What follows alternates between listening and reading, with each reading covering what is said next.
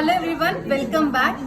ఈ పెండెంట్ కోసం ఎంత మంది క్రేజ్ అంటే దీనికి పెండెంట్ మాత్రం, కానీ చాలా కష్టంగా కూడా అండి. అంత ఈజీగా అయితే ఇది మేక్ అయిపోదు. It takes 1.5 month time to just make this piece అన్నమాట.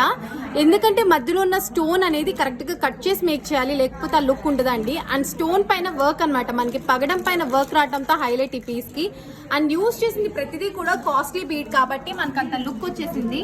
ఇక్కడ పింక్ చూసారు కదా ఎంత బాగుందో, పింక్ పగడం గ్రీన్ కాన్సెప్ట్.